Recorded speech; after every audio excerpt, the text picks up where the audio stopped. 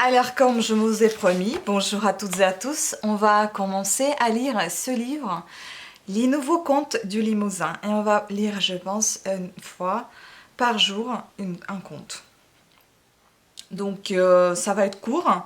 Vous allez voir défiler sur ma chaîne des contes, des livres différents, tout simplement pour ne pas continuer à chaque fois un seul et unique livre. Et ben, il y en aura des différents qui seront entamés, par exemple 2 livres de contes, un livre pour les adultes et les autres livres en anglais et en italien. Et je vais créer des playlists pour pouvoir que vous puissiez vous repérer sur ma chaîne tout simplement. Donc aujourd'hui, bon, c'était une petite introduction. Aujourd'hui, les nouveaux contes du Limousin. Allez, et on va commencer donc avec ces belles images que je vous ai présentées dans une de mes vidéos de présentation de ce beau livre. Eh bien, on va commencer avec ce beau conte qui est là, tout simple. Voilà. Le secret de la tour du trésor. Turenne est un des plus beaux villages de France, chapeauté par les vestiges d'un château, celui des vicomtes de Turenne. Vous le connaissez sans doute ? Mais saviez-vous qu'il enferme une légende et qu'aujourd'hui encore, un secret perdure? Si vous regardez bien en direction de la butte, vous discernez les silhouettes de 3 jours. Veillant comme 3 sœurs sur un horizon qui embrasse des contreforts de l'Auvergne aux marches du pays toulousain. On les nomme la tour de la Poudrière, la tour de César et enfin la tour du trésor. C'est dans cette dernière que se dissimule, ah, si vous saviez. L'histoire remonte au XIIe siècle. Après avoir assiégé et conquis le bourg et le château de Turenne, Richard Cœur de Lyon entreprit de redresser les murs détruits par l'assaut et de renforcer l'aspect défensif de la forteresse. Le futur roi d'Angleterre mit un tel cœur à l'ouvrage qu'il engagea tous ses hommes dans l'achèvement des fortifications.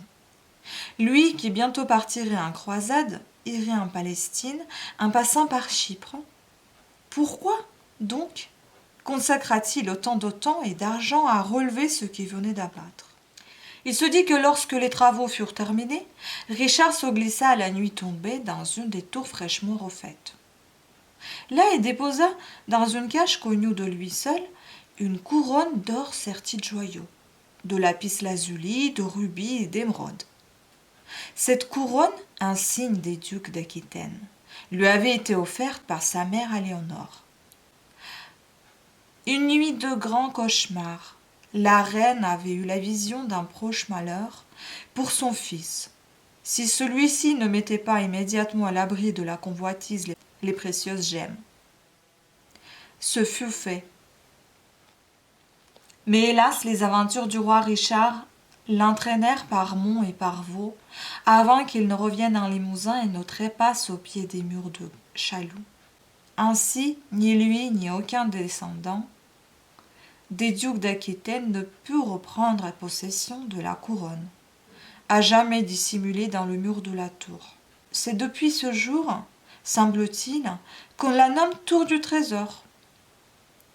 Parfois, au soir du solstice d'été, quand le soleil accroche ses rayons rejoyants sur les ruines de Turenne, il paraît qu'on aperçoit un bref instant le scintillement des pierres précieuses à travers les fissures provoquées par le temps qui passe. Mais nul n'a pu trouver comment accéder au trésor. Il repose pour l'éternité et ne se révélera, dit-on, qu'à celui qui pourra déposer dans les restes de la tour une couronne tressée en rayon de lune. C'est beau, n'est-ce pas?